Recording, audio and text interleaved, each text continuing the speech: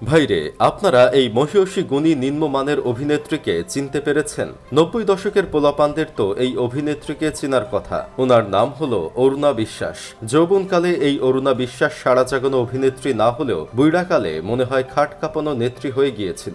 যদিও উনি প্রথম সারির অভিনেত্রী ছিলেন না, নায়কের বোনের চরিত্রেই তাকে বেশি দেখা গেছে। এই অরুণা বিশ্বাসের ইজ্জত হরণ করার জন্য অনেক গুন্ডা তাকে জঙ্গলে নিয়ে যেত, কিন্তু ইজ্জত হরণের আগেই নায়ক চলে আসতো। এখন তো মনে হচ্ছে নায়ক আসতে দেরি করলেই ভালো হতো। চিন্তা করেন ভাই অবস্থা, মানুষের বিবেকে কতটা পচন ধরলে বলতে পারে আন্দোলনরত ছাত্রদের গায়ে গরম পানি ফেলতে। আমি 100% শিওর এই অরুণা বিশ্বাসের বিবেকে কুত্তা হিসু করেছিল, তাই উনি এই কথা বলতে পেরেছে। স্বৈরাচার সরকারকে ক্ষমতায় রাখার জন্য কিছু মেয়াদ উত্তীর্ণ আর খাট কাঁপানো অভিনেতা অভিনেত্রীরা হোয়াটসঅ্যাপ গ্রুপ খুলে। এই গ্রুপে এই মহিয়সী গুণী বুইড়া বয়সে খাট কাঁপানো নেত্রী ছাত্রদের গায়ে গরম পানি দেওয়ার কথা বলে।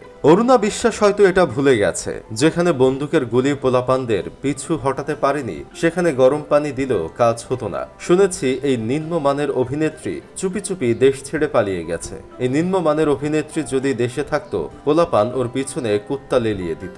আমার বন্ধু কেরামতের মতে এই নিম্নমানের অভিনেত্রী তো ছাত্রদের উপর গরম পানি ঢালতে চেয়েছিল।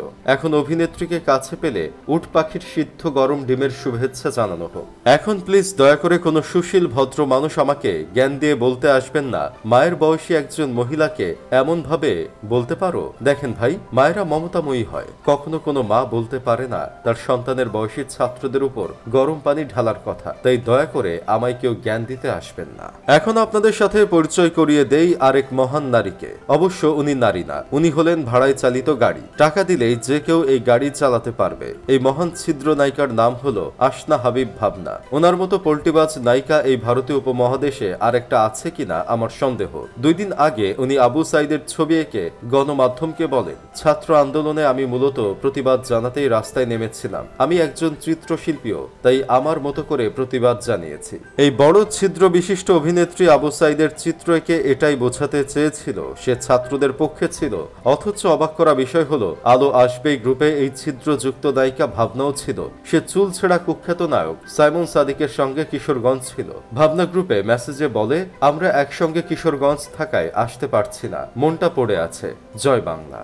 চিন্তা করেন ভাই একবার, মানুষ কোন লেভেলের চাটাচাটি বাজ হলে এমন পোল্টিবাজ হতে পারে। এই ভাড়ায় চালিত নারী নামের গাড়িটি প্রথমে স্বৈরাচার সরকারের পক্ষে ছিল, পরে যখন তাদের মানবতার আম্মু দেশ ছেড়ে পালিয়ে গেছে, ছাত্রদের বিজয় হয়েছে, তখন সে ছাত্রদের পক্ষে কথা বলছে। ভাইরে, লজ্জাও লজ্জা পাবে এই সকল ভাড়ায় চালিত নারী নামক গাড়িগুলোকে দেখে।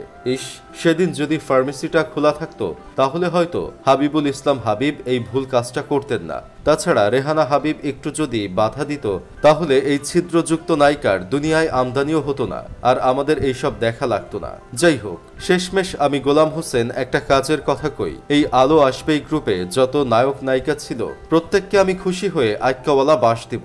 দেশে কবে আলো আসবে তা আমি জানি না, তবে এই সকল দালালদের নিতম্ব দিয়ে যতক্ষণ পর্যন্ত জোনাকি পোকার মতো আলো না জ্বলবে ততক্ষণ পর্যন্ত নন স্টপ বাস দিয়ে যাব। তা আপনারা সাথে আছেন তো?